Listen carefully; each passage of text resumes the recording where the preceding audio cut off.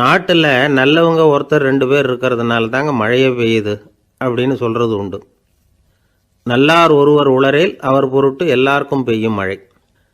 சில சமயம் ரொம்ப பேர் திடீர்னு நல்லவங்களாகிடுவாங்க போல இருக்குது. அதனால தான் விடாமல் பேய் மழையாக கொட்டி தீர்த்துடுது. எல்லாரும் நல்லவங்களாகிட்டா உலகமே தாங்காது போல இருக்க. அப்பப்போ ஒருத்தர் 2 பேர் நல்லவங்களாகணும். அப்போ தான் சீராக மழை பெய்யும். மாதத்துக்கு 3 பேர் நல்லவங்களானா மாதம் மும்மாரி பொழியும்.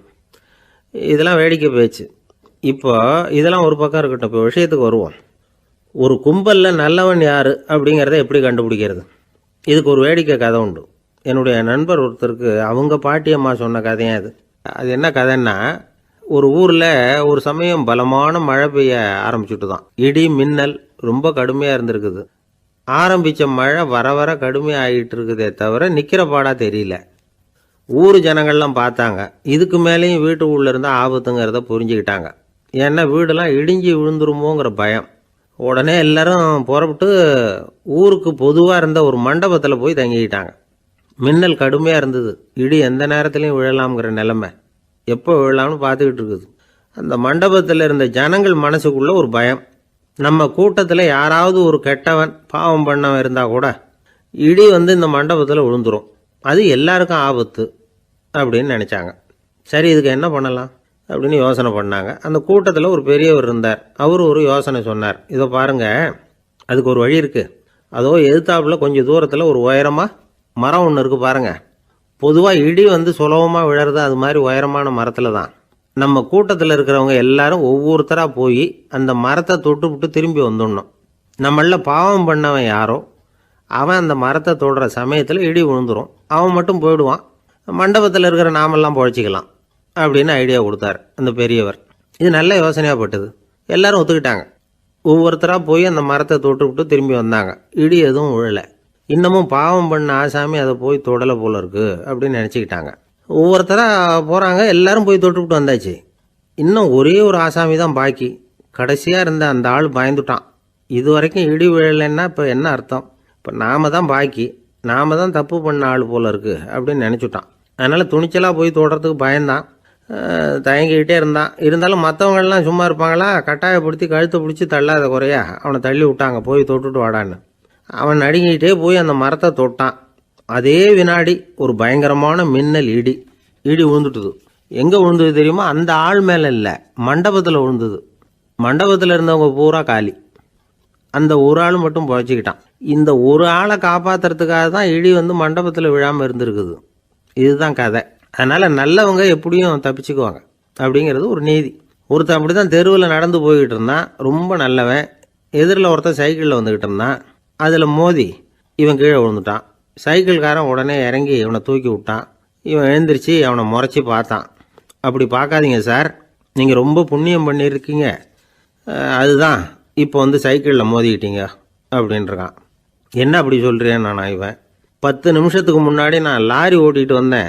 அப்போ நீங்கள் எதிரில் வந்திருந்தீங்கன்னா என்ன ஆயிருக்கும் அப்படின்னானா அவன். ஒரு பெரிய தத்துவ சிந்தனையாளர் இருந்தார். சுவாங் சு அப்படின்னு பேர்.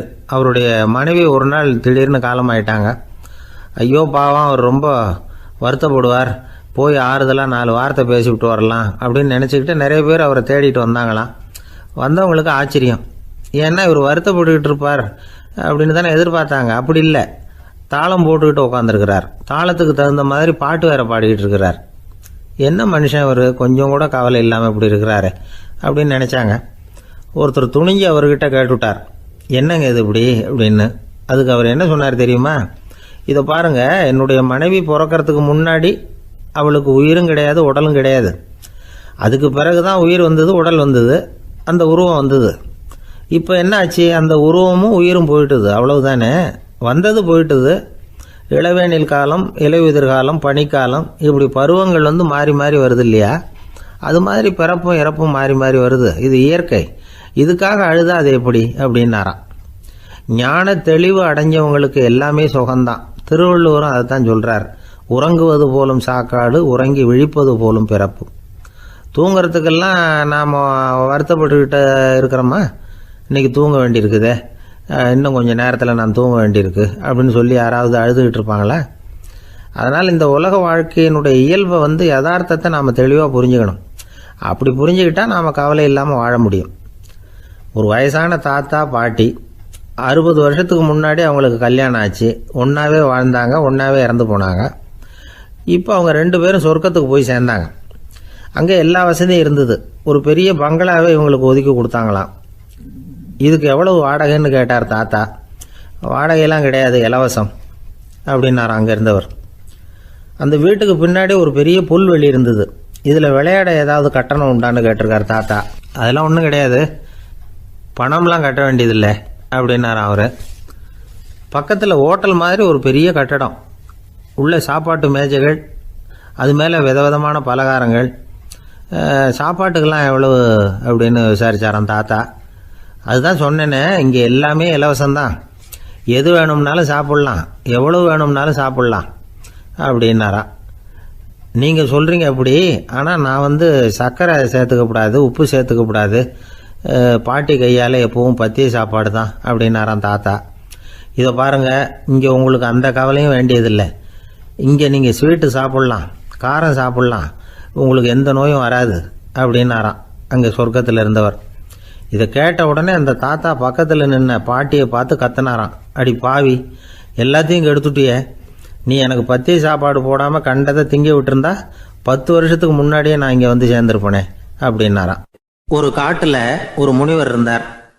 ஒரு நாள் அவரை தேடிட்டு 4 பேர் வந்தாங்க. சுவாமி, எங்களுக்கு ரொம்ப நாளாக ஒரு சந்தேகம்னாங்க. என்னன்னு கேட்டார். இந்த உலகத்தில் எவ்வளவோ காரியங்கள் நடக்குது, எது நியாயம் எது அநியாயம் அப்படின்னு புரிஞ்சிக்க முடியலன்னாங்க. அது யாராலையும் புரிஞ்சிக்க முடியாதுன்னார் முனிவர். வந்தவங்களுக்கு ஆச்சரியமாக போச்சு, ஒரு மாதிரியாக பார்த்தாங்க. இதை முனிவர் கவனிச்சார். சரி புறப்படுங்க என்னோடன்னார். எங்கன்னு கேட்டாங்க. இப்போ உங்கள் 4 பேரையும் ஒரு புஷ்பக விமானத்தில் அழைச்சிட்டு போகிறேன்.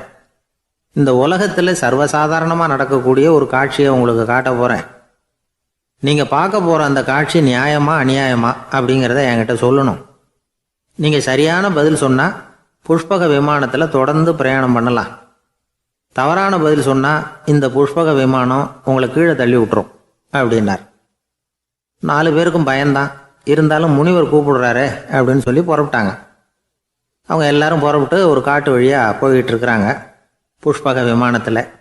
அங்கே நடக்கிற ஒரு காட்சியை காட்டுறார் முனிவர். அதோ அங்கே பாருங்கன்னார். அந்த விமானத்தில் இருந்தபடியே எல்லாரும் கீழே குனிஞ்சு பார்க்குறாங்க. அங்கே ஒரு தாய் புலி அப்போ தான் குட்டி போட்டிருக்கு. குட்டிகளை ஈன்ற உடனே பசிக்கு இறை தேடி அந்த பக்கமாக வருது. அதே நேரம் ஒரு தாய் மான், அதுவும் அப்போ தான் குட்டி போட்டிருக்கு. அதுவும் இதே மாதிரி குட்டிகளை ஈன்ற உடனே பசிக்கு இறை தேடி அந்த பக்கமாக வருது. இப்போ அந்த புலி அந்த மானை அடித்து போட்டுடுது. அதுவும் சாப்பிடுது, குட்டிகளுக்கும் கொடுக்குது.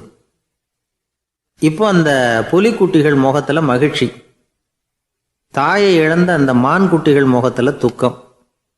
இப்போ அந்த முனிவர் 4 பேர்கிட்டையும் கேட்குறார், நீங்கள் இங்கே பார்த்தீங்களே, இதில் எது நியாயம் எது அநியாயம்? ஒவ்வொருத்தராக சொல்லுங்கள்.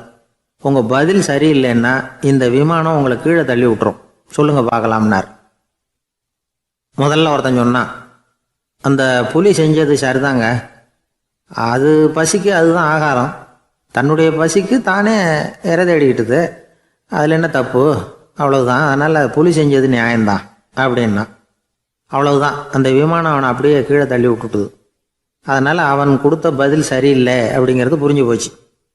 இப்போ 2வது ஆள் சொன்னான், புலி செஞ்சது பாவம், அந்த தாய்மான் என்ன தப்பு பண்ணிச்சு, இப்போ அந்த குட்டிகளுக்கு யார் ஆதரவு, அதனால் புலி செஞ்சது அநியாயம் அப்படின்னா. அவ்வளவுதான், அவனையும் கீழே தள்ளி விட்டுடுது அந்த விமானம். இந்த பதிலும் சரியில்லை அப்படின்னு ஆயிட்டுது. இப்போ 3வது ஆள் வந்தான். முதல்ல 2 பேர் கீழே விழுந்ததை பார்த்துக்கிட்டு இருந்தான். அதனால் அவன் சொன்னான், ரெண்டுமே நியாயந்தாங்க, புலி இறை தேடினதும் இயற்கை, அதுக்கு மான் இறையானதும் இயற்கை, அதனால் இதில் ஒன்றும் தப்பு இல்லைன்னா. அவ்வளவுதான், அவனையும் அந்த விமானம் கீழே பிடிச்சி தள்ளி விட்டுது. இப்போ 4வது ஆள் வந்தான்.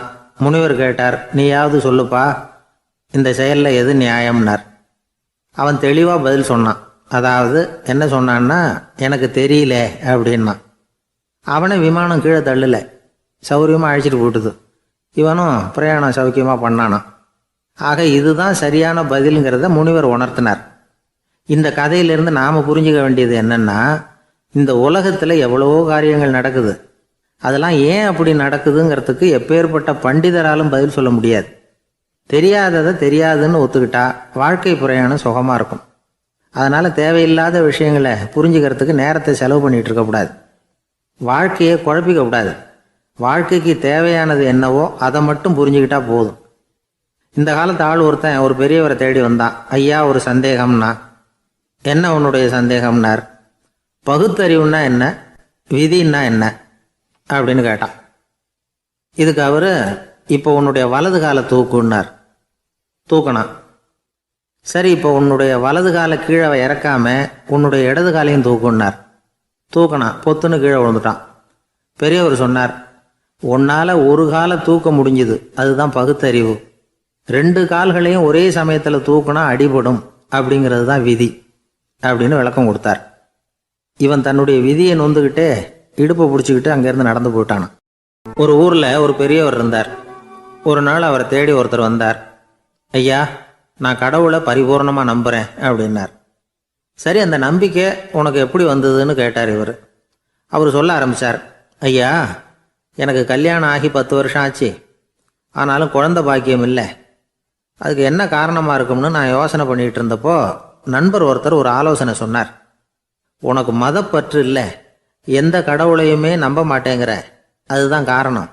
கடவுளை நம்பு, உனக்கு குழந்தை பாக்கியம் கிடைக்கும் அப்படின்னார்.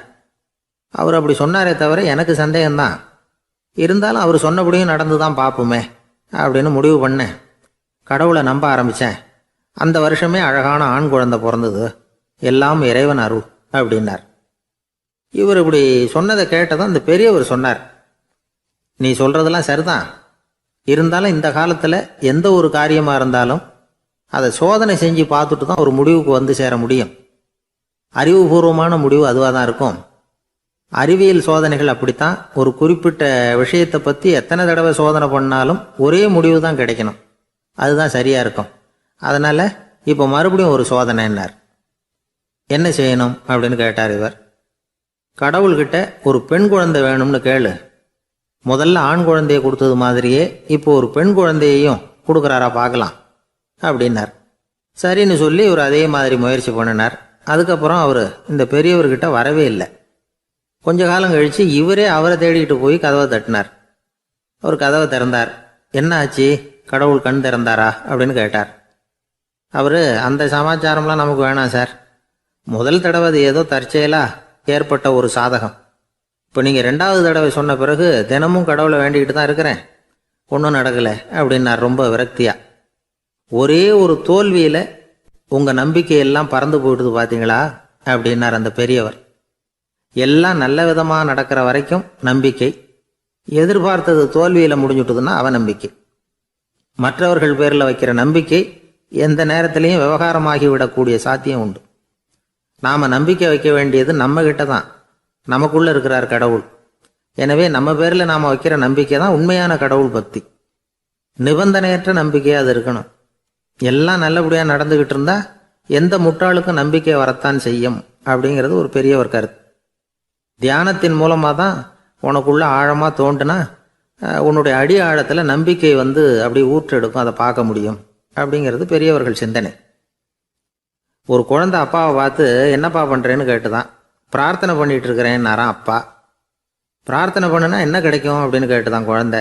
எல்லாம் கிடைக்கும் அப்படின்னாரான் அப்பா. நீ வச்சிருக்கிறிய பேனா அது கூட கிடைக்குமான்னு கேட்டுதான் குழந்தை. கிடைக்குமேன்னு இருக்கார்.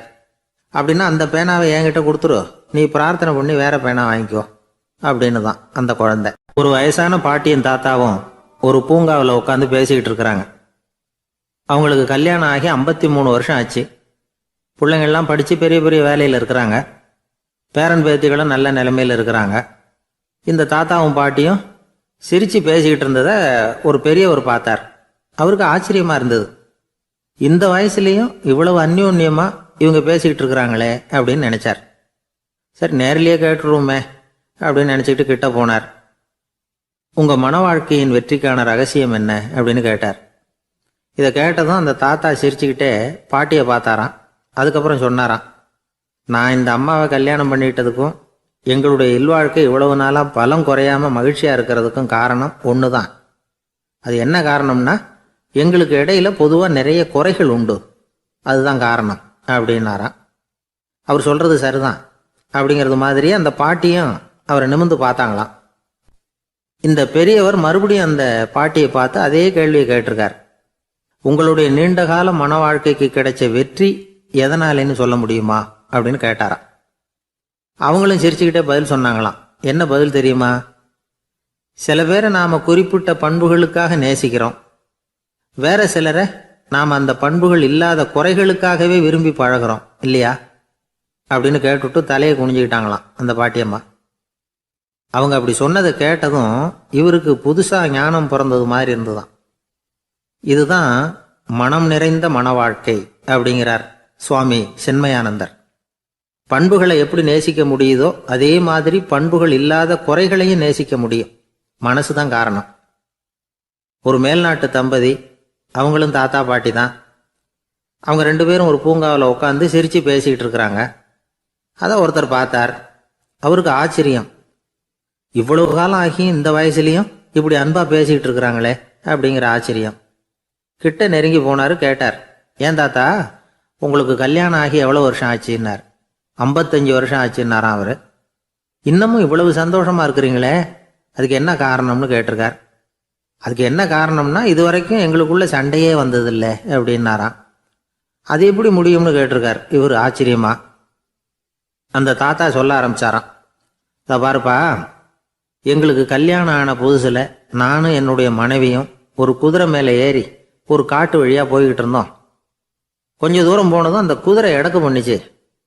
நான் உடனே கீழே இறங்கி அந்த குதிரையை பார்த்து, இது உனக்கு முதல் தடவை அப்படின்னு மிரட்டலாக சொல்லிவிட்டு ஏறி உட்காந்தேன். மறுபடியும் போனோம். கொஞ்சம் தூரம் குதிரை நல்லபடியாக நடந்து போச்சு. மறுபடியும் எடக்கு பண்ண ஆரம்பிச்சுட்டுது. நான் கீழே இறங்கினேன். கையில் இருந்த சாட்டையால் ஓங்கி ஒரு அடி கொடுத்தேன். இது உனக்கு 2வது தடவை அப்படின்னு சொல்லிவிட்டு ஏறி உட்காந்தேன். மறுபடியும் குதிரை கொஞ்சம் தூரம் நல்ல விதமாக நடந்து போச்சு. அப்புறமும் எடக்கு பண்ண ஆரம்பிச்சுட்டுது. அந்த சமயத்தில் ஒரு ஆற்று பாலத்தை கடந்து போய்கிட்டு இருக்கிறோம். நான் கீழே இறங்கினேன். என்னுடைய மனைவியையும் கீழே இறங்க சொன்னேன். அந்த குதிரையை பிடிச்சி அப்படியே ஆற்றுல தள்ளி விட்டுட்டேன். தள்ளி விட்டுட்டு, இது உனக்கு கடைசி தடவை அப்படின்னு சொன்னேன். அதை பார்த்ததும் என் மனைவி பதறி போயிட்டாங்க. போய், ஐயோ பாவம், என்ன இப்படி பண்ணிவிட்டீங்க, உங்களுக்கு மனசில் கொஞ்சம் கூட இறக்கமே இல்லையா அப்படின்னாங்க. நான் மெதுவாக இவங்க பக்கம் திரும்பி, இது உனக்கு முதல் தடவை அப்படின்னேன். அவ்வளவுதான், அன்னையிலேருந்து இன்னைய வரைக்கும் ஒரு நாள் கூட எங்களுக்குள்ள சண்டையே வந்ததில்லை அப்படின்னு விளக்கம் கொடுத்தார் அந்த தாத்தா. கடற்கரை ஓரமா ஒரு பெரியவர் கையால மணலை கீறிக்கிட்டே உட்காந்துருக்கிறார். என்னத்தையும் தேடிட்டு இருக்கிறது மாதிரி தெரிஞ்சது. மெதுவா கிட்டத்துல போய், என்னத்தை தேடிட்டு இருக்கிறீங்க அப்படின்னு கேட்டோம். அவரு சாவகாசமா நிமிர்ந்து பார்த்து, நிம்மதியை தேடிட்டு இருக்கிறேன்னார். நாங்க ஒரு மாதிரி ஆயிட்டோம். இருந்தாலும் சமாளிச்சுக்கிட்டு, சார் மணல்ல கிழிஞ்சல் தான் கிடைக்கும், நிம்மதி கிடைக்காது அப்படின்னோம். சரி, இன்னைக்கு வசமா நம்ம கிட்ட ஒரு ஆள் மாட்டிக்கிட்டார் அப்படின்னு நினைச்சு அவர் பக்கமா போய் உட்காந்துக்கிட்டு கதை சொல்ல ஆரம்பிச்சிட்டோம். ஒரு பெரிய மன்னர் இருந்தார். அவருக்கு எல்லா வசதியும் இருந்தது. இருந்தாலும் ஒரே ஒரு குறை. அது என்னன்னா, நிம்மதி இல்லைங்கிற குறை. அரண்மனையில தினமும் கலை நிகழ்ச்சி, நாட்டியம் எல்லாம் நடந்துகிட்டு தான் இருந்தது. இருந்தாலும் நிம்மதி இல்லை. சரி, நிம்மதி எங்க கிடைக்கும் அப்படின்னு தேட ஆரம்பிச்சார். உடனே அதுக்கான முயற்சிகள்ல தீவிரமா இறங்கினார். நாட்டுல உள்ள தத்துவ மேதைகளை எல்லாம் கூப்பிட்டுட்டு வர சொன்னார். எல்லாரும் சேர்ந்தாங்க. அவங்கள பார்த்து, நிம்மதி எங்க இருக்குது அப்படின்னு விசாரிச்சார். அவங்களுக்கு அது தெரிஞ்சா ஏன் இப்படி ராஜா முன்னாடி நின்றுட்டு இருக்க போறாங்க? ராஜாவோட கேள்விக்கு ஒவ்வொருத்தரும் ஒவ்வொரு மாதிரி விளக்கம் கொடுக்க ஆரம்பிச்சிட்டாங்க. எந்த பதிலும் ராஜாவுக்கு திருப்தி அளிக்கக்கூடிய அளவுக்கு இல்லை. சரி, போயிட்டு வாங்கன்னு சொல்லி அவங்கள எல்லாம் அனுப்பி வச்சுட்டார். ஒரு நாள் அவர் மாளிகையில உப்பரிகையில நின்றுட்டு இருக்கிறார். அந்த சமயத்துல தெருவுல ஒரு பிச்சைக்காரன் ரொம்ப உல்லாசமா பாட்டு பாடிக்கிட்டே போயிட்டு இருக்கிறான். குரல்ல ஒரு சந்தோஷம், நடையில ஒரு மிடுக்கு. அவன்கிட்ட கொஞ்சம் கூட கவலை இருக்கிறதா தெரியல. உடனே ராஜா அதை பார்த்தார். ஏவலாளிகளை கைதட்டி கூப்பிட்டார். உடனே ஓடி போய் அந்த பிச்சைக்காரனை இங்க அழைச்சிட்டு வாங்கன்னு உத்தரவு போட்டார். இவங்க உடனே ஓடி போய் அவனை கூப்பிட்டாங்க. அரண்மனைக்கு வாழ்ந்தாங்க. அவன் வரல. அரண்மனைக்குள்ள அடி எடுத்து வைக்க மாட்டேன்னு சொல்லிவிட்டான். ராஜா கிட்ட விஷயத்தை சொன்னாங்க. அவருக்கு ரொம்ப ஆச்சரியம், இப்படி ஒரு ஆள் இருக்கிறானா அப்படின்னு. சரி, அவன் என்னதான் சொல்றான் அப்படின்னு விசாரிச்சார். இவங்க மறுபடியும் தெருவுக்கு போய் கேட்டாங்க. என்ன பார்க்கணும்னா, ராஜா விருப்பப்பட்டாருன்னா அவரை வேணும்னா இங்க வர சொல்லுங்க அப்படின்னு சொல்லிவிட்டான். அதை ராஜா கிட்ட சொன்னாங்க. அவருக்கு கோபம் வரல. இவ்வளவு சுதந்திர உணர்வோடு இருக்கிறவன் சாதாரண ஆளா இருக்க முடியாது அப்படின்னு நினைச்சார். உடனே கிடுகிடுன்னு இறங்கி தெருவுக்கு வந்தார். பிச்சைக்காரங்கிட்ட போனார். நீ கவலைப்படாம சந்தோஷமா பாடிட்டு போறியே, அது எப்படி முடியுது உன்னால அப்படின்னு கேட்டார். ஏன் அப்படி கேக்குறீங்கன்னா அவன், அதுக்கு இல்ல, எனக்கு அரண்மனையில எவ்வளவோ சுகபோகங்கள்லாம் இருக்கு, இருந்தாலும் நிம்மதி இல்ல. இது ஏன்னு எனக்கு தெரியல. இந்த தேசத்துல உள்ள அறிஞர்களை எல்லாம் கூப்பிட்டு கேட்டு பார்த்துட்டேன், அவங்களுக்கும் தெரியல. உன்னை கேட்டா தெரியும்னு நினைச்சேன், அதனாலதான் சந்திக்கிறதுக்கு ஆசைப்பட்டேன். ஆனா நீ வரமாட்டேன்னுட்டியே அப்படின்னார். பிச்சைக்காரன் கடகடன்னு சிரிக்க ஆரம்பிச்சுட்டான். மகிழ்ச்சிக்கும் உங்களுக்கும் தடையா இருக்கிறது இந்த மாளிகை தான். இதை விட்டுட்டு வெளியில வந்துட்டா நிம்மதி தேடிட்டு வந்துரும்னா. நான் அரசன், எனக்குன்னு கடமைகள் இருக்கு, அதையெல்லாம் விட்டுட்டு எப்படி வர முடியும்னார் ராஜா. ரெண்டும் ஒரே நேரத்துல கிடைக்கணுங்கிறது முடியாத காரியம். உங்க சுகபோகத்துக்கு விலையாதான் உங்க நிம்மதியை கொடுத்துக்கிட்டு இருக்கிறீங்க. என்ன பாருங்க, என்கிட்ட எதுவும் இல்லை, அதனால எதுவும் போயிடுமோங்கிற பயமும் இல்ல, நிம்மதியா இருக்கிறேன் அப்படின்னா அவன். ராஜா உடனே சந்தோஷப்பட்டு தன்னுடைய மேலங்கியை எடுத்து அவனுக்கு பரிசா கொடுத்தாராம். அவன் சிரிச்சுக்கிட்டே அதை வாங்க மாட்டேன்னு விட்டானான். இதை நீங்க எனக்கு கொடுக்கறதுனால எந்த பயனும் இல்லை, அதே நேரத்துல அதை வாங்கிட்டேன்னா அடுத்த வினாடியிலிருந்து அதை எப்படி காப்பாத்துறதுங்கிற கவலை எனக்கு வந்து சேர்ந்துரும், அப்புறம் தூக்கம் வராது, நிம்மதி போயிடும் அப்படின்னானா. சொல்லிவிட்டு அவன் பாட்டுக்கு சந்தோஷமா பாடிட்டே போயிட்டான். நிம்மதி எங்க இருக்குங்கிறதையும் ராஜா தெரிஞ்சுக்கிட்டார். அந்த இடத்துக்கு தன்னால போக முடியாதுங்கிறதையும் அவர் புரிஞ்சுக்கிட்டார். இப்படி இந்த கதைய அந்த கடற்கரையில மணலை கீறிக்கிட்டே உட்கார்ந்துருந்தார அந்த பெரியவர்கிட்ட சொல்லி முடிச்சோம். அவர் முகத்துல ஒரு தெளிவு தெரிஞ்சது. எங்களை நிமிர்ந்து பார்த்தார். ரொம்ப நன்றிங்க, இப்ப எனக்கு தெரிஞ்சு போச்சு, நிம்மதி வேணும்னா அதுக்கு என்ன பண்ணணும்னு இப்ப நல்லா புரிஞ்சுக்கிட்டேன் அப்படின்னார். என்ன புரிஞ்சுக்கிட்டீங்கன்னு கேட்டோம். இனிமே இந்த பக்கம் வந்தா உங்க கண்ணுல படாத இடமா பார்த்து உட்காரணும்னு புரிஞ்சுக்கிட்டேன் அப்படின்னார். ஒரு ஊர்ல ஒரு ஆள் இருந்தான், தையல் கடை வச்சிருந்தான்.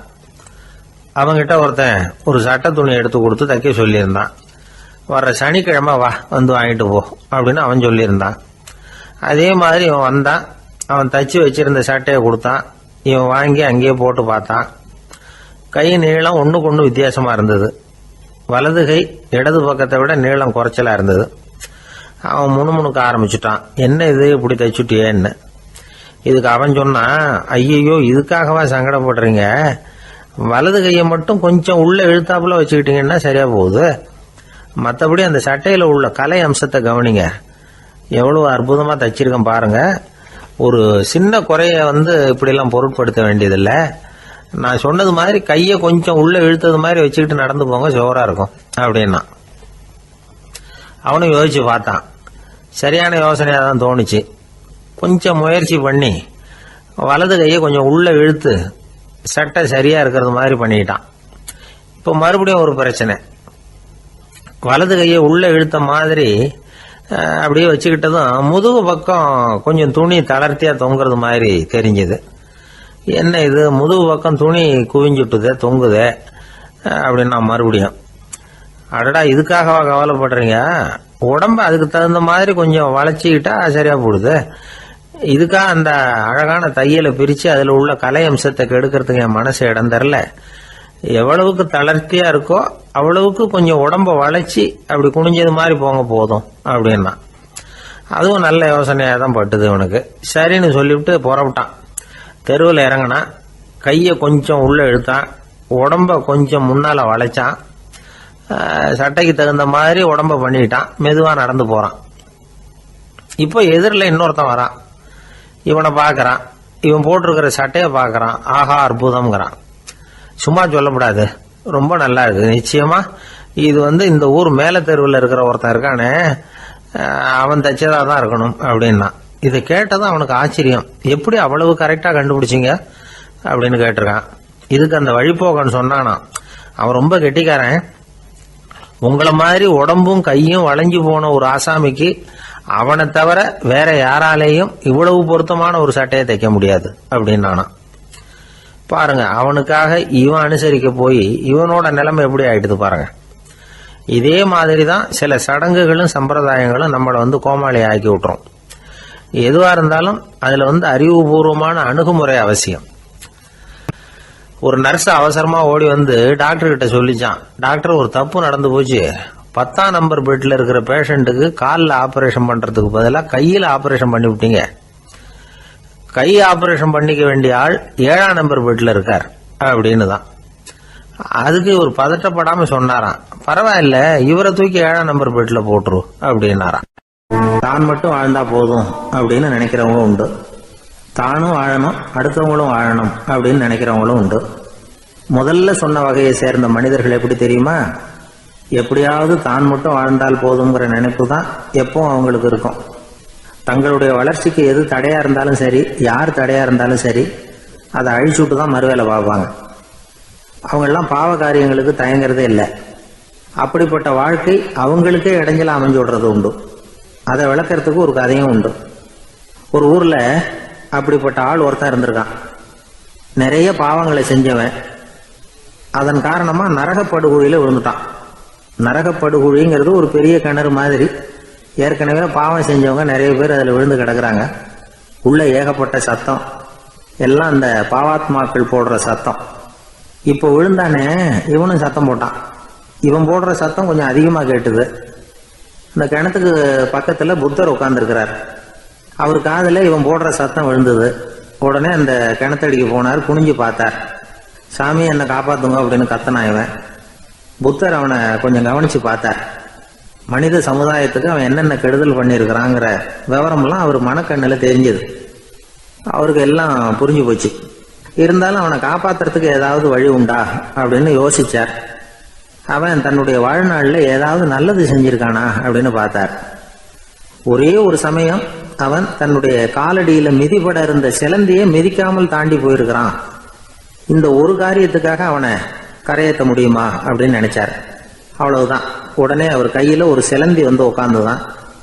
அதுகிட்ட இருந்து நூல் இழை வெளிவர ஆரம்பிச்சது. அந்த நூல் இழை கிணற்று ஆழம் வரைக்கும் அப்படியே நீண்டுகிட்டே போச்சான். புத்தர் பார்த்தார். இந்த நூலை பிடிச்சிக்கிட்டு மேலே ஏறி வா அப்படின்னார். என்னங்க சொல்றீங்க, இந்த சிலந்தி நூல் என்ன தாங்குமான்னு கத்தனான். எல்லாம் தாங்கும், அதை பிடிச்சிக்கிட்டு ஏறி வா அப்படின்னார். சந்தேகத்தோடவே அவன் அந்த நூல் இழைய பிடிச்சி இழுத்து பார்த்தா ரொம்ப வலுவா இருந்தது. அவனுக்கு ஆச்சரியம். அதை பிடிச்சிக்கிட்டு மெதுவா மேலே ஏறி வர ஆரம்பிச்சுட்டான். பாதி தூரம் ஏறி வந்திருப்பான். அப்போ அவன் காலுக்கு கீழே ஏதோ சத்தம். என்னன்னு குனிஞ்சு பார்க்கறான். கீழே கிடந்தவங்க சில பேரும் அந்த நூலை பிடிச்சி மேலே வந்துகிட்டு இருக்கிறாங்க. இவனுக்கு கோபம் வந்துட்டுது. தன்னுடைய இடுப்புல வச்சிருந்த கத்தியை எடுத்து தன்னுடைய காலுக்கு கீழே நூல் இழையை அப்படியே வெட்டி விட்டுட்டான். இனிமே நாம மட்டும்தான் மேலே ஏறி வந்துடணும் அப்படின்னு நினைச்சுக்கிட்டான். ஆனா நடந்தது என்ன தெரியுமா? மொத்த நூல் இழையும் அப்படியே அருந்து கீழே விழுந்துட்டுது. அவனும் பொத்துன்னு கீழே விழுந்துட்டான். மறுபடியும் கத்த ஆரம்பிச்சுட்டான். ஏற்கனவே அவன் செஞ்சிருந்த ஒரு சிறு கருணை அந்த நூல் இழைக்கு உறுதியை கொடுத்தது. இப்போ அவன் செஞ்ச பாவம் அந்த நூல் இழைய வலுவிழக்க செஞ்சுட்டுது. அடுத்தவங்களும் வாழணுங்கிற எண்ணம் அவனுக்கு இருந்திருந்தா இப்போ அவனும் கரையேறி வந்திருப்பான், மற்றவங்களும் சௌக்கியமா வந்து சேர்ந்திருப்பாங்க. அதனால நாமும் வாழணும், அடுத்தவங்களும் வாழணும் அப்படின்னு நினைக்கிறவன் வாழ்க்கையில சீக்கிரம் முன்னுக்கு வந்துடுவான். ஒருத்தன் ஒரு டாக்டர் கிட்ட போனான். மருந்து வாங்கினான். வாங்கி கொண்டாந்து பேசாம வச்சுட்டான், சாப்பிடல. அப்புறம் எதுக்காகப்பா போய் அவர்கிட்ட மருந்து வாங்கினேன் அப்படின்னு கேட்டாங்க. டாக்டர் வாழணும் இல்லையா, அதனாலதான் அப்படின்னா. அவர் கொடுத்த மருந்தை நீ ஏன் சாப்பிடல அப்புறம் அப்படின்னு கேட்டாங்க. நான் வாழணும் இல்லையா, அதுக்காக தான் அப்படின்னா. ஒரு ஊர்ல ஒரு ஆள் இருந்தான். அவன் ஒரு நாள் கோயிலுக்கு போனான். கடவுள்கிட்ட வேண்டிக்கிட்டான், எனக்கு ஒரு 1,00,000 ரூபா நீ கொடுத்தா நான் உன் சன்னதியில் ஒரு தேங்காய் உடைக்கிறேன் அப்படின்னு வேண்டிக்கிட்டான். கடவுள் பார்த்தார். உடனே அவன் கண் முன்னாடி தோன்றினார். இந்தா நீ கேட்ட 1,00,000 ரூபாய் அப்படின்னு சொல்லி அவன் கையில் பணத்தை கொடுத்துட்டு மறைஞ்சிட்டார். இவனால் நம்பவே முடியல. இவ்வளவு சுலபமாக கிடைக்கும்னு தெரிஞ்சிருந்தா அனாவசியமாக ஒரு தேங்காய் உடைக்கிறேன்னு வேண்டியிருக்க வேண்டியது இல்லையே அப்படின்னு நினச்சான். இருந்தாலும் வேண்டுதலை நிறைவேற்ற வேண்டியது கடமை.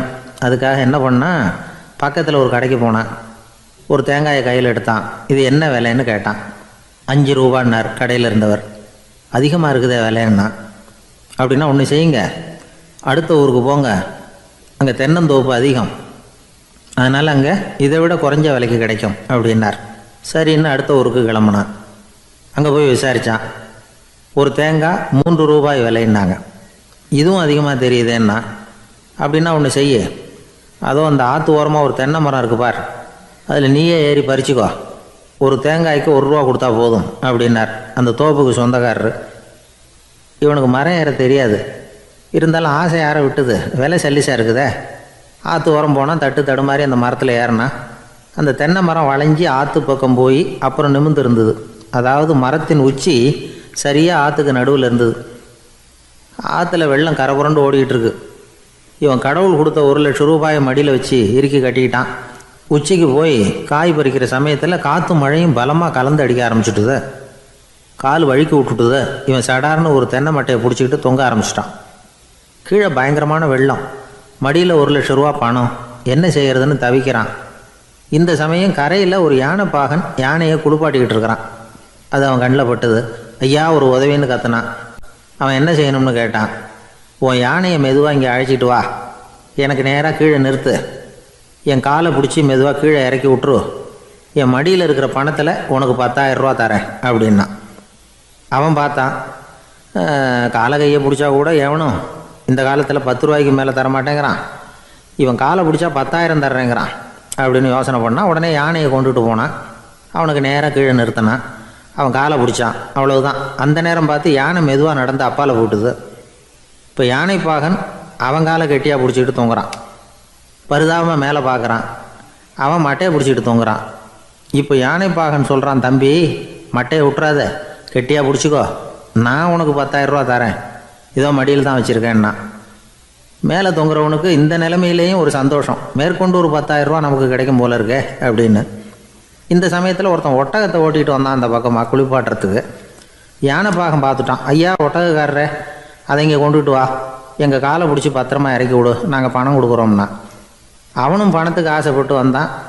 அவன் காலை பிடிக்கிற சமயம் ஒட்டகமும் நழுவி போட்டுது. இப்போ 3 பேருமே வரிசையாக தொங்குறாங்க. ஒட்டகக்காரன் கத்துறான், தம்பி மட்டையை விட்டுறாத, கெட்டியாக பிடிச்சிக்கோ, நான் என் மடியில் இருக்கிற 5,000 உனக்கு தந்துடுறேன்னா. மேலே தொங்குறவனுக்கு இன்னமும் சந்தோஷம். இவனும் பணம் தர்றேங்கிறான் அப்படின்னா இன்றைக்கி நமக்கு மொத்த பண வரவு எவ்வளவு அப்படின்னு ஒவ்வொன்றா கூட்டி பார்க்க ஆரம்பித்தான். மனக்கணக்கு சரியாக வரல. அதனால் அப்படியே விரலை விட்டு எண்ண ஆரம்பித்தான். அவ்வளவுதான். மட்டையை விட்டுட்டு கை நழுவி வந்துட்டுது. 3 பேரும் பொத்துன்னு ஆற்றுல விழுந்தாங்க. படாத பாடுபட்டு தட்டு தடுமாறி கரைக்கு வந்து சேர்ந்தாங்க. 3 பேர் மடியில் இருந்த பணமும் ஆற்றோட போட்டுது. பேராசை பெருநஷ்டம் அப்படின்னு ஒரு பழமொழி இருக்குல்ல, அதை விளக்கறதுக்காக சொல்லப்பட்ட கதை இது. இந்த காலத்தில் ஒருத்தர் ஒரு நீச்சல் குளத்தில் நீச்சல் அடிச்சுக்கிட்டு இருக்கிறார். காவலுக்கு இருந்தவர் அதை கவனிச்சுட்டார். கரையிலேருந்து சத்தம் போட்டாராம், இதோ பாருங்க, இங்கே ராத்திரி 8 மணிக்கு மேலே நீச்சல் அடிக்கிறது சட்டப்படி குற்றம், அதுக்கு அனுமதி கிடையாது, தெரியாதா உங்களுக்கு அப்படின்னாராம். இதுக்கு அவர், ஐயையோ நான் நீச்சல் அடிக்க வந்தவன் இல்லைங்க, சும்மா சுற்றி பார்க்க வந்தவன், தடுமாறி குளத்தில் விழுந்துட்டேன், நீச்சல் தெரியாது, அதனால் தத்தளிச்சுக்கிட்டு இருக்கிறேன் அப்படின்னு கத்துனாராம். கரையில் இருந்தவர் பார்த்தார். ஓ அப்படின்னா சரி, அதுக்கு ஒன்றும் தடை இல்லை அப்படின்னு சொல்லிவிட்டு அவர் பாட்டு நடந்து போயிட்டாராம். அசோக மன்னர் வந்துகிட்டு இருக்கார். அவருடைய ஆலோசகர்கள் எல்லாம் பக்கத்தில் வந்துகிட்டு இருக்கிறாங்க. அந்த சமயத்தில் எதிரில் ஒரு புத்த பிக்ஷு வர்றார். அசோகர் பார்க்கிறார்.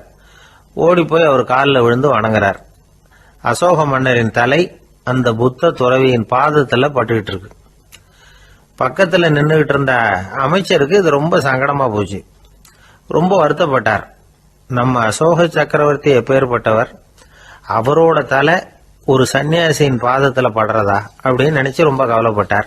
அரண்மனைக்கு திரும்பினதும் அமைச்சர் மெதுவாக ஆரம்பிச்சார். அரசே, எனக்கு ரொம்ப வருத்தமா இருக்குது அப்படின்னார். எதுக்குன்னார் மன்னர். அசோக சக்கரவர்த்தியின் தலை, அதாவது அந்த சிரம், ரொம்ப மதிப்புமிக்க ஒன்று, அது ஒரு சன்னியாசியின் காலில் படலாமா அப்படின்னார். அசோகர் பதில் சொல்லல, சிரிச்சார், போயிட்டார். அதுக்கப்புறம் ஒரு சரியான சந்தர்ப்பத்துக்காக காத்துக்கிட்டு இருந்தார். ஒரு நாள் அமைச்சரை கூப்பிட்டார். எனக்கு 3 தலைகள் வேணும் அப்படின்னார். சொல்லுங்க, கொண்டுகிட்டு வரேன் அப்படின்னார் அமைச்சர். அசோகர் சொன்னார், முதல்ல எனக்கு தேவையானது ஒரு ஆட்டின் தலை, 2வது ஒரு புலியின் தலை, 3வது ஒரு மனிதனின் தலை. இதுதான் அசோகர் கேட்டது. எங்க இருந்தாலும் கொண்டு வாங்கன்னார். அமைச்சர் புறப்பட்டார். ஆட்டுத்தலை புலித்தலை கிடைச்சிட்டுது. அப்புறமா ஒரு சுடுகாட்டுக்கு போய் ஒரு மனித தலையும் சேகரம் பண்ணிட்டு ராஜா கிட்ட வந்துட்டார். அரசே, உங்கள் ஆணைப்படி 3 தலைகளையும் கொண்டு வந்திருக்கிறேன்னார். அசோகர் பார்த்தார். ரொம்ப நல்லது, இப்ப இது 3ஐயும் எடுத்துக்கிட்டு போய் சந்தையில வித்துட்டு வாங்க அப்படின்னார். அமைச்சர் அதுகளை எடுத்துக்கிட்டு சந்தைக்கு போனார். முதல்ல ஆட்டுத்தலை நல்ல விலைக்கு வித்து போச்சு. நல்ல விலை கொடுத்து வாங்கிட்டு போட்டாங்க. அடுத்தபடியா புலி தலைய ஒருத்தர் வாங்கிட்டார். அதை பாடம் பண்ணி வீட்டில் மாட்டி வைக்கலாமே அப்படின்னு நினைச்சு அதையும் வாங்கிட்டு போட்டார். மனித தலையை மட்டும் வாங்குறதுக்கு யாரும் முன் வரல. எல்லாரும் அதை பார்த்துட்டு விலகி போக ஆரம்பிச்சாங்க. அமைச்சர் திரும்பி வந்தார். அரசே, இந்த தலையை மட்டும் யாரும் வாங்க மாட்டேங்கிறாங்க அப்படின்னார். சரி, பரவாயில்ல, இதை இலவசமாவே எனாமாவே யாருக்கிட்டையாவது கொடுத்துட்டு வந்துருங்க அப்படின்னார். அமைச்சர் மறுபடியும் சந்தைக்கு போனார். இதை இலவசமா தரேன், இதை வாங்கிக்கோங்க அப்படின்னார். அப்பவும் அதை யாரும் வாங்கிக்கிறதுக்கு தயாரா இல்லை. மறுபடியும் திரும்பி மன்னர்கிட்ட விவரத்தை சொன்னார். இப்போ மன்னர் சொல்றார், அமைச்சரே, உயிர் இருக்கிற வரைக்கும் தான் இந்த தலைக்கு மதிப்பு. ஜீவன் போனதுக்கு அப்புறம் அதோட மதிப்பும் போயிடுது. அதனால மதிப்பு இருக்கும் பொழுதே பெரியவர்கள் பாதம் பணிந்து அந்த புனிதத்தை பெற்றுக்கொள்ளணும் அப்படின்னார். பணிவுங்கிறது வேற, அடிமைத்தனம்ங்கிறது வேற. பெரியவர்களை பணிவது நமக்கு பெருமை தரக்கூடிய விஷயம். இதை மனசுல வச்சுக்கிட்டு எப்போ காலில் விழணும், எப்போ காலில் விழக்கூடாது அப்படிங்கிறத முடிவு பண்ணிக்கணும். ஒரு சாதாரண ஆள் நடந்து வந்துகிட்டு இருந்தார். எதிரில் வந்த ஒரு பெரிய மனுஷன் ஓடி போய் அவர் காலில் விழுந்து தன்னுடைய தலையை அவர் பாதத்தில் கொண்டு போய் வச்சார். கொஞ்ச நேரம் கழிச்சு எழுந்திரிச்சு வந்துட்டார். வந்த பிறகு இவரை கேட்டேன், ஏன் திடீர்னு ஓடி போய் அந்த ஆளு காலில் விழுந்தீங்க அப்படின்னு. அவர் போட்டிருக்கிறது என்னோட காணாம போன செருப்பான்னு கண்டுபிடிக்கிறதுக்காக அப்படி விழுந்தேன் அப்படின்னார். ஒரு ஊர்ல ஒரு பெரியவர் இருந்தார். அவர் ஒரு குரு. அவர் தொடர்ந்து தியான கூட்டங்கள் நடத்துவார். அந்த கூட்டத்தில் கலந்துக்கிறதுக்காக பல ஊர்கள்ல இருந்து சீடர்கள் நிறைய பேர் வருவாங்க போவாங்க. ஒரு நாள் அங்கே கூட்டம் நடந்துகிட்டு இருக்குது. அந்த சமயத்தில் சீடர்களில் ஒருத்தன் என்னத்தையே திருடி விட்டான். மற்ற சீடர்கள் அதை கவனிச்சுட்டாங்க. இவன் ஆப்பிட்டுக்கிட்டான். கூட்டம் முடிஞ்ச பிற்பாடு இவன் திருடின விஷயத்தை அந்த பெரியவர்கிட்ட போய் சொன்னாங்களாம். அவர் கவனத்துக்கு கொண்டுகிட்டு போனாங்க. ஆனால் அவர் இதை காதிலே போட்டுக்கல, கண்டுக்கவே இல்லை. போய் சொன்ன சீடர்களுக்கெல்லாம் ஏமாத்தமாக போயிட்டுது. என்ன இது, இவ்வளவு தூரம் நாம் கண்டுபிடிச்சி போய் சொல்கிறோம், அவர் கண்டுக்கவே மாட்டேங்கிறாரே அப்படின்னு ஒரு மாதிரி ஆயிட்டாங்க.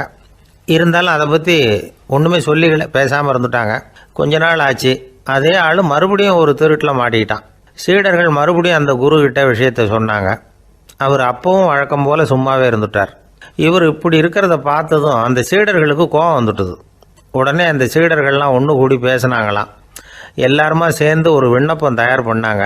அதை குருநாதர்கிட்ட கொண்டுட்டு போய் கொடுத்தாங்க. அந்த விண்ணப்பத்தில் இவங்க என்ன எழுதியிருக்கிறாங்க தெரியுமா? குருநாதர் அவர்களே, உடனே திருடனவன் மீது சட்ட நடவடிக்கை எடுக்கணும். நீங்கள் அப்படி அவனை இங்கே சேர்க்கக்கூடாது. நீங்கள் சேர்த்தீங்கன்னா நாங்கள் இங்கே இருக்கிறத பற்றி யோசிக்க ஆரம்பிச்சிருவோம். அவனை இந்த மடத்தை விட்டே துரத்தி பண்ணணும். நீங்கள் அவனை வெளியில் அனுப்புங்க, இல்லைன்னா நாங்கள் அத்தனை பேரும் வெளியில் போயிடுறோம். இப்படி தான் அந்த விண்ணப்பத்தில் எழுதியிருக்கிறாங்க. குரு அந்த விண்ணப்பத்தை வாங்கி படித்து பார்த்தார். அதுக்கப்புறம் அதை எழுதின அத்தனை பேரையும் கூப்பிட்டாரு. எல்லாரும் இப்படி வாங்கன்னாரு. வந்தாங்க. இப்படி என் எதிரில் உட்காருங்கன்னார். உட்காந்தாங்க. அப்புறம் சொன்னார், இதை பாருப்பா, நீங்கள் எல்லாரும் புத்திசாலிகள். உங்களுக்கு எது நல்லது எது கெட்டதுங்கிறது நல்லா தெரியும். நீங்கள் மேற்கொண்டு ஏதாவது படிக்கணும்னு நினச்சா வேறு எங்கே வேணும்னாலும் போகலாம். அதுக்கு நான் தடை சொல்ல மாட்டேன். ஆனால் உங்களால் குற்றம் சாட்டப்பட்ட அவன் இருக்கானே, அவன் எப்படின்னா அவனுக்கு எது நல்லது எது கெட்டதுங்கிறதெல்லாம் தெரியாது. அதனால தான் திருடுறான். நீங்கள் சொல்கிறது மாதிரி அவனை அடித்து துரத்தி விடுறோம்னு வச்சுக்கோங்க, அவனுக்கு எப்படி நல்லது கெட்டது தெரியும்? அவனுக்கு அதை யார் சொல்லி கொடுக்கறது? அதனால் இங்கேயே இருக்கட்டும், அதுதான் சரி. இதுக்காக நீங்கள் எல்லாரும் என்னை விட்டுட்டு போனாலும் சரி, அவனை நான் விரட்ட மாட்டேன் அப்படின்னு விட்டாரான். இவ்வளவையும் திருடனை அந்த சீடன் கேட்டுக்கிட்டே இருந்திருக்கான். அவன் கண்களில் கண்ணீர். அப்படியே எழுந்திரிச்சு வந்தான். குரு காலில் விழுந்தான். அவன் கண்ணீரில் அவனது தீமை கழுவப்பட்டது அப்படிம்பாங்க. அதாவது சீடர்களுக்கு அந்த குருவோட பெருமை அப்போ தான் புரிஞ்சுதான். ஒரு நல்ல ஆசிரியர் இருக்காருன்னு வச்சுங்க, நல்லா படிக்கிற பையனுக்கு தான் பாடம் சொல்லி கொடுப்பேன்னா அது என்ன பெரிய விஷயமா? மோசமாக படிக்கிறவனையும் மாற்றி காட்டுறேங்கிறது தான் பெருமை. இந்த காலத்து குரு ஒருத்தர் ஒரு ஆசிரமம் வச்சு நடத்திட்டு வந்தார். நிறைய பேர் தினம் வருவாங்க போவாங்க. ஒரு நாள் ஒருத்தன் வந்தான். அந்த குரு முன்னாடி போய் நின்னான். ஐயா, என்ன உங்கள் சீடனாக ஏற்றுக்கணும்னா. அந்த குரு நிமிர்ந்து பார்த்தார். உன்னுடைய நோக்கம் என்னன்னு கேட்டார். ஐயா, உங்ககிட்ட கொஞ்ச நாள் இருந்தேன்னா நல்ல பழக்க வழக்கங்களை கற்றுக்கலாம். அதுக்கப்புறம் வெளியில் போய் ஒரு நல்ல தொழில் தொடங்கி வாழ்க்கையில் முன்னுக்கு வரணுங்கிறது தான் என்னோட நோக்கம் அப்படின்னா. நீ சொல்கிறது சரி, ஆனால் உன்னால் இங்கே நல்ல பழக்க வழக்கங்களை கற்றுக்க முடியலேன்னு வச்சுக்கோ, அப்போ என்ன பண்ணுவேன் அப்படின்னு கேட்டார் அவர். அப்படி ஆச்சுன்னா என்ன, உங்களை மாதிரியே ஒரு ஆசிரமம் ஆரம்பித்து அதுக்கு குருவாக இருந்துட்டு போகிறேன் அப்படின்னு நானும். ஒருத்தன் வேகமாக ஓடி வந்தான். ஏப்பா அப்படி தலை தெறிக்க ஓடி வர்றேன்னு கேட்டேன். பின்னாடி துரத்திக்கிட்டு வருது சார் அப்படின்னா. ஏதாவது நாய் துரத்திக்கிட்டு வருது போல இருக்கு அப்படின்னு நினச்சி அவனுக்கு பின்னாடி பார்க்குறேன். கண்ணுக்கு எட்டின தூரம் வரைக்கும் எதுவுமே தெரியல. ஏன்பா எதுவும் ஒன்றை துரத்துறது மாதிரி தெரியலையேன்னு. நல்லா பாருங்கள் சார் அப்படின்னா. பார்த்துட்டு தான் சொல்கிறேன் என்ன. இதோ பாருங்கள் சார் இதுதான் என்னை துரத்துது அப்படின்னு அவன் காட்டுறான். அவன் சுட்டி காட்டின இடத்துல பார்த்தா அங்கே அவனுடைய நிழல் தான் தெரியுது. என்னப்பா சொல்கிற அப்படின்னு சொல்லி அவனை சந்தேகமாக பார்த்தேன். அதுக்கப்புறம் தான் அவன் விவரமாக பேசினான். சார் எனக்கு என் நிழலை கண்டா பிடிக்கிறதில்ல. எப்போ பார்த்தாலும் இது என்னையே பின்தொடர்ந்து வந்துக்கிட்டு இருக்குது. இதை என்னால் சகிக்கவே முடியல. இதை என்கிட்டேருந்து பிரிக்கிறதுக்கு எவ்வளவோ முயற்சிகள்லாம் பண்ணி பார்த்துட்டேன், முடியலன்னா. அப்படி என்னென்ன முயற்சிகள் பண்ணினேன் அப்படின்னு கேட்டேன். அவன் என்னென்ன செஞ்சாங்கிறத விவரமாக சொன்னான். அவன் என்ன பண்ணியிருக்கிறான், ஒரு பெரிய குழியை தோண்டி அதில் தன்னுடைய நிழலை புதைச்சிருவோம் அப்படின்னு முடிவு பண்ணிட்டு மண்வெட்டி எடுத்துக்கிட்டு தோட்டத்து பக்கம் போயிருக்கான்.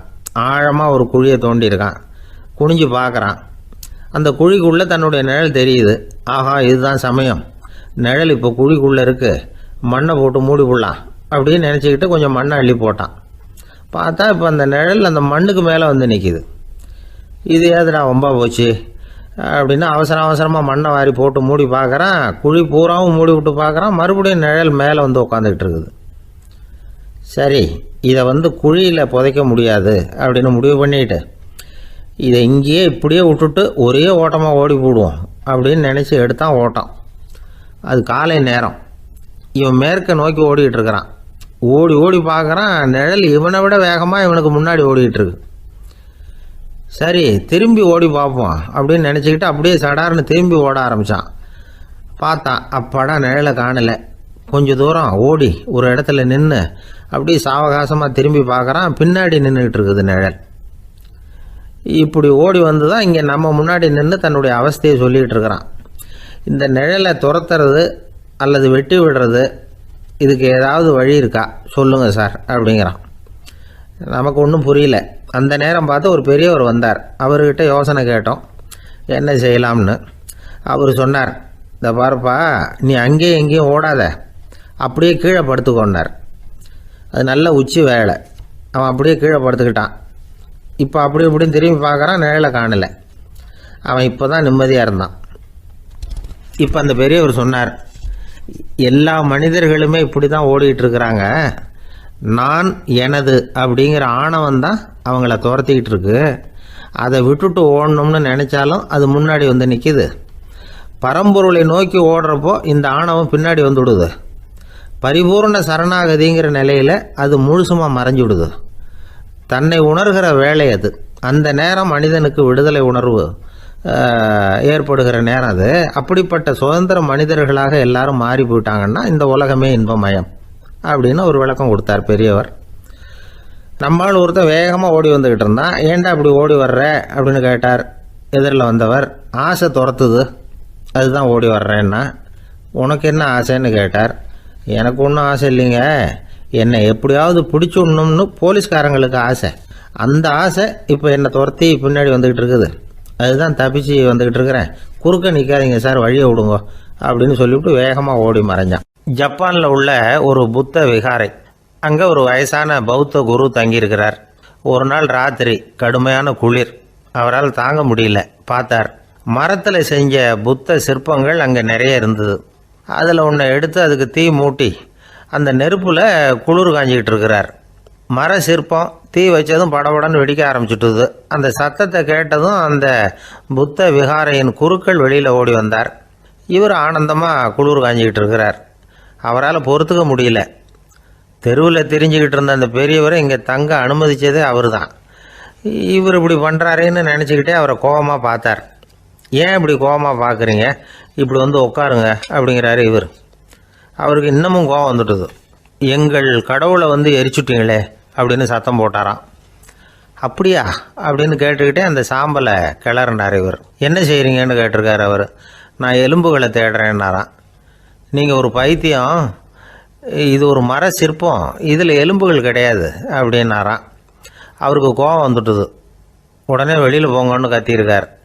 வெளியில் தள்ளி கதவையும் சாத்தி விட்டாராம். மறுநாள் காலையில் கதவை திறந்து பார்த்தா அந்த வயசான பெரியவர் ஒரு மைல்கல் மேலே சில காட்டு பூக்களை வச்சு புத்தம் சரணம் கச்சாமின்னு சொல்லிக்கிட்டே இருக்கிறார். இவருக்கு சந்தேகமாக போட்டுது. கிட்ட போனார். என்ன செஞ்சுக்கிட்டு இருக்கீங்கன்னு கேட்டார். இது என்னுடைய காலை நேர பிரார்த்தனைனாராம். நிஜமாகவே நீங்கள் ஒரு பைத்தியமாக தான் இருக்கணும், ஏன்னா அது ஒரு மைல்கல் அப்படின்னாராம். இப்போ அந்த பெரியவர் சொன்னாராம், நீங்கள் ஒரு மரத்தை புத்தராக நினைக்கும் பொழுது நான் ஏன் ஒரு மைல்கல்ல புத்தராக நினைக்கக்கூடாது? நான் புத்தரை எரிக்கலாம், ஏன்னா அவரை நான் நேசிக்கிறேன். அந்த சிற்பம் மரத்தால் ஆனதுங்கிறது எனக்கு தெரியும். நான் ஒரு மைல்கல்லை தொழலாம், ஏன்னா அது எனது பூக்களை தாங்குது. நான் இந்த மைல்கல்லுக்குள்ளே மறைஞ்சிருக்கிற புத்தரை பார்க்குறேன். யாராவது ஒரு சிற்பி இதை சிலையாக்கினாதான் நீங்கள் புத்தரை பார்க்க முடியும். அன்னைக்கு ரொம்ப குளிராக இருந்தது. நான் எனக்குள்ளே இருக்கிற புத்தரையும் பாதுகாக்கணும். உள்ளே இருக்கிற புத்தரை காப்பாற்றுறதுக்காக வெளியில் உள்ள புத்தரை எரிக்கலாம், அதில் ஒன்றும் தப்பு இல்லை. அது அவருடைய போதனையிலேயே இருக்குது. உனக்குள் ஜோதியாக இரு அப்படிங்கிறது அவருடைய போதனை. என்னுடைய புத்தர் குளிரில் நடுங்கிட்டு இருந்தார். அந்த மர சிற்பங்கள் வெயில் மழையில் உணர்ச்சி இல்லாமல் இருந்தது, அதனால் அப்படி பண்ணினேன். ஆனால் நீங்கள் என்ன பண்ணீங்க? நான் ஒரு மர புத்தரை எரிச்சதுக்காக உயிருள்ள புத்தரை வெளியில் தள்ளி கதவை சாத்தினீங்க அப்படின்னாராம் அந்த பெரியவர். உண்மையான பக்திங்கிறது இதுதான். அதாவது உனக்குள் ஜோதியாக இரு அப்படின்னு புத்தர் சொன்னார் இல்லையா, அது மாதிரி தனக்குள் ஜோதியாக இருக்கிற இந்த காலத்து ஆசாமிகள் நிறைய பேர் உண்டு. எப்பவும் போதையிலேயே இருக்கிறவங்க. ஒரு நாள் நடுராத்திரி ஒரு மது கடையில் ஒரு ஆள் அங்குள்ள சிப்பந்திகள் கிட்ட கேட்டுக்கிட்டு இருக்கிறான். மறுபடியும் இந்த கடை எப்போ திறப்பாங்கன்னு கேட்டானா. நாளைக்கு காலையில் 8 மணிக்கு திறப்பாங்க அப்படின்னு நானும் அங்கே இருந்த ஆள். அவன் திருப்பி திருப்பி அதையே கேட்டுக்கிட்டு இருக்கான். இவனுக்கு பதில் சொல்லி சொல்லி அழுத்து போச்சு. அதான் சொல்கிறேன் ஐயா, நாளைக்கு காலையில் வா அப்படின்னாங்களாம். அதுக்கு இவன், நான் வர்றதுக்காக கேட்கலையா, நேத்திக்கு வந்தவன் உள்ளேயே மாட்டிக்கிட்டேன், வெளியில் போகிறதுக்காக கேட்டேன் அப்படின்னானான். ஒரு ஏரி ஓரமாக 2 பசங்க நடந்து போய்கிட்டு இருக்கிறாங்க. அதில் ஒருத்தன் பணக்கார வீட்டு பையன், இன்னொருத்தன் ஏழை. இவங்க 2 பேரும் போய்கிட்டு இருக்கிறாங்க. வழியில் ஒரு இடத்துல ஒரு ஜோடி செருப்பு இவங்க கண்ணில் படுது. ஒரு விவசாயி அந்த செருப்பை அங்கே விட்டுட்டு பக்கத்தில் இருந்த ஏரியில் கை காலை கழுவிட்டு இருக்கிறார். உடனே அந்த பணக்கார பையனுக்கு ஒரு ஐடியா. அவன் சொன்னானா, டேய், இப்போ ஒரு வேடிக்கை செய்யலாம். அந்த செருப்பு 2ஐயும் தூக்கி எட்டத்தில் வீசி எரிஞ்சிருவோம். அந்த ஆள் பார்த்துட்டு செருப்பை தேடி அல்லாடுவான், அங்கேயும் இங்கேயும் ஓடுவான், திருன்னு முழிப்பான். அதை பார்த்து நாம் ரசிக்கலாம், நல்ல தமாஷா இருக்கும் அப்படின்ட்டுருக்கான். இப்படி சொல்லிவிட்டு அந்த செருப்புகளை தூக்கிறதுக்கு போனானா. கொஞ்சம் பொறு அப்படின்னானா அந்த ஏழை பையன். ஏன்னு கேட்டிருக்கான் அவன். இப்போ அந்த ஏழை பையன் சொன்னானா, நீ சொல்கிறது ஒன்றும் வேடிக்கை கிடையாது. உன்னோட செருப்பு தொலைஞ்சா உன் அப்பா உடனே உனக்கு வேறு செருப்பு வாங்கி கொடுத்துருவார். ஆனால் அந்த ஆளுக்கு இந்த செருப்பு தொலைஞ்சதுன்னா வேறு புதுசாக வாங்கிறதுக்கு வாயையும் வயத்தையும் கட்டி பணத்தை சேர்க்க வேண்டியிருக்கும். அதனால் நான் ஒரு வேடிக்கை சொல்கிறேன், அது மாதிரி செய், அது இன்னமும் தமாஷா இருக்கும் அப்படின்னானா. எப்படி அது சொல்லுன்றிருக்கான் அவன். செருப்பு 2ம் அது இருக்கிற இடத்துலையே இருக்கட்டும். உன் சட்டப்பையிலிருந்து ஒரே ஒரு ரூபா நாணயத்தை எடு. அதை அந்த செருப்பு மேலே அதோட குதிகால் பகுதியில் வச்சுட்டு நாம் 2 பேரும் அந்த மரத்துக்கு பின்னாடி ஓடி போய் மறைஞ்சு நின்றுக்குவோம். அப்புறம் பாரு வேடிக்கையே அப்படின்னா.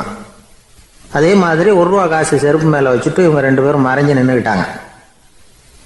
கொஞ்ச நேரத்தில் அந்த விவசாயி வந்தார். காலில் உள்ள மண்ணை தட்டிவிட்டு செருப்பை மாட்டுறதுக்காக போனார். அங்கேருந்து காசு கண்ணில் போட்டுவிட்டுது. அவருக்கு ஆச்சரியமாக போச்சு. அதை கையில் எடுத்து பார்க்குறார். 4 பக்கமும் திரும்பி திரும்பி பார்க்குறார், யார் இதை வச்சுருப்பான்னு. கடைசியில் ஆகாயத்தை பார்க்குறார். ஆண்டவா, இது உன்னோட கருணை தான். நீ தான் யாரோ புண்ணியவான் மனசில் தர்மம் பண்ணுற எண்ணத்தை உண்டாக்கி இருக்கிற. அந்த புண்ணியவான் நல்லா இருக்கணும் அப்படின்னு வாழ்த்தி அந்த காசை கண்ணில் ஊற்றிக்கிட்டாரான். மறைஞ்சிருந்து பார்த்துக்கிட்டு இருந்த ஏழை பையன் இப்படி சொன்னான், பாத்தியா, உன்னை புண்ணியவான்னு வாழ்த்தி விட்டு போகிறார் அந்த ஆள். அவருக்கும் சந்தோஷம், அதை பார்த்து நமக்கும் சந்தோஷம். உனக்கு ரூபாங்கிறது ஒரு பெரிய விஷயம் இல்லை, ஆனால் அதனால் நமக்கு கிடைச்சிருக்கிற மகிழ்ச்சி ரொம்ப உயர்வானது அப்படின்னு நானும். வேடிக்கையும் கிண்டலும் இது மாதிரி அடுத்தவங்களுக்கு இடைஞ்சலாக இல்லாமல் இருக்கணும் அப்படிங்கிறார் கலைவாணர். ஆனால் பாருங்கள், அவருக்கே இடைஞ்சலாக வர்ற விஷயங்களை கூட அவர் வேடிக்கையாக தான் எடுத்துக்கிட்டாராம். ஒரு தடவை ஒருத்தர் கலைவாணர்கிட்ட ஐயா, என் குழந்தை செத்து போச்சு அப்படின்னு சொல்லி அழுதாராம். உடனே இவர் அவருக்கு 100 ரூபா பணத்தை கொடுத்து இந்தாங்க அடக்கம் செய்யுங்க அப்படின்னு சொல்லி அனுப்பி வச்சாராம். 1 வருஷம் கழிச்சு மறுபடியும் அதே ஆள் வந்திருக்கார். இவர் மறந்துருப்பாருங்கிற நினைப்புல, அண்ணே என் குழந்தை இறந்து போச்சுண்ணே அப்படின்னாராம். இவர் மறுபடியும் 100 ரூபா கொடுத்து ஆறுதல் சொல்லி அனுப்பி வச்சாராம். 7-8 மாசம் கழிச்சு மறுபடியும் அதே ஆள் வந்திருக்கார். அவர் வாயை திறக்கிறதுக்கு முன்னாடியே இவர் 100 ரூபாய் அவர் கையில வச்சு, போன 2 தடவை தான் குழந்தை செத்து போச்சு, இந்த தடவையாவது அதை சாகாம காப்பாத்தி விடு அப்படின்னு சொல்லி அனுப்பி வச்சாராம். அதுக்கப்புறம் அந்த ஆள் வர்றதே இல்லையா. எனக்கு தெரிஞ்ச ஒருத்தர் இருக்கார். அவர் ஒரு பெரிய காவல்துறை அதிகாரி, ரொம்ப கண்டிப்பானவர். அவரை கண்டாவே எல்லாரும் பயப்படுவாங்க. அப்படிப்பட்டவர் வீட்டுக்கு போனால் அப்படியே அடியோட மாறிடுவார். அங்கே போய் பார்த்தீங்கன்னா குழந்தைகளோட குழந்தையா அவர் விளையாடிக்கிட்டு இருப்பார். அலுவலக சமயத்தில் பார்த்தீங்கன்னா குதிரை முதுகில் அவர் உட்காந்துருப்பார். வீட்டில் பார்த்தீங்கன்னா அவர் முதுகில் குழந்தை உட்காந்துருக்கும். அவர் குதிரை மாதிரி போயிட்டு இருப்பார். இது எப்படிங்க முடியுது உங்களால் அப்படின்னு கேட்டாங்க. அது ஒன்றும் இல்லை, இங்கே வீட்டுக்கு வந்த உடனே என்னோட மனசை தனியாக எடுத்து வச்சிருவேன் அப்படின்னார். அது என்னங்க உங்கள் சட்டப்பயிலியாக இருக்குது மனசு, அது தனியாக எடுத்து வைக்கிறதுக்கு அப்படின்னு கேட்டாங்க. அப்படி இல்லைங்க, இது ஒரு பயிற்சி, மனப்பயிற்சி, அவ்வளவுதான் அப்படின்னார். இப்படி சமயம் பார்த்து மனசை தனியாக வச்சுவிட தெரிஞ்சவங்க வாழ்க்கையில் எப்பவும் உற்சாகமாக இருப்பாங்க அப்படிங்கிறது பெரியவங்க கருத்து. ஒரு டாக்டர் ஆஸ்பத்திரியில் இருக்கிற வரைக்கும் டாக்டராக இருக்கலாம். அவர் மனைவிகிட்டையும் அவர் டாக்டராக இருக்க வேண்டிய அவசியம் இல்லை. ஒரு வக்கீல் கோர்ட்டில் இருக்கிற வரைக்கும் வக்கீலாக இருக்கலாம். வீட்டுக்கு வந்ததுக்கு அப்புறமும் வக்கீலாக இருக்க வேண்டிய அவசியம் கிடையாது. வீட்டில் குழந்தைகள்கிட்ட விளையாடும் பொழுதும் அதுகள்கிட்ட ஃபீஸு கேட்டுக்கிட்டு இருக்கக்கூடாது. நாம் எப்படி இருக்கணும்னு பெரியவங்க சொல்கிறாங்கன்னா, மனசோட சேரக்கூடாதான். அப்படி சேராமல் வாழ்க்கையை கவனிக்கணுமா. மனசை அப்படியே தனியாக எடுத்து பக்கத்தில் வச்சுடணும். அப்படின்னா அதை அப்படியே தூக்கி எறிஞ்சுடு அப்படின்னு அர்த்தம் இல்லை. ஏன்னா மனசுங்கிறது நமக்கு உபயோகப்படக்கூடிய ஒன்று தான். எப்போ எப்போ அது தேவையோ அப்பப்போ எடுத்து உபயோகப்படுத்திக்கணும். தேவைப்படுறப்போ எடுத்து கண்ணாடியை மாட்டிக்கிறோம்ல, படிக்கும் பொழுது கண்ணாடி தேவைப்படுது, எடுத்து மாட்டிக்கிறோம் இல்லையா. அது மாதிரி கணக்கு போடுறதுக்கு மனசு தேவை. கடைக்கு போய் ஒரு பொருள் வாங்குகிறோம், காசு கொடுக்குறோம், மீதி சில்லறை சரியாக இருக்கா அப்படின்னு எண்ணி பார்த்து வாங்க வேண்டியிருக்கு. அந்த சமயத்தில் மனசை எடுத்து தனியாக வச்சுட்டேன் அப்படின்னு சொல்லிட்டு இருக்கக்கூடாது. பரீட்சைக்கு படிக்க வேண்டியிருக்குது, படித்ததையெல்லாம் அப்படியே நினைவில் வச்சுக்க வேண்டியிருக்கு. அந்த சமயத்தில் மனசை தூக்கி எறிஞ்சுட்டேன் சார் அப்படின்னு சொல்லிட்டு இருக்கக்கூடாது. அப்படி சொன்னால் பரீட்சை நம்மளை தூக்கி எறிஞ்சிடும்.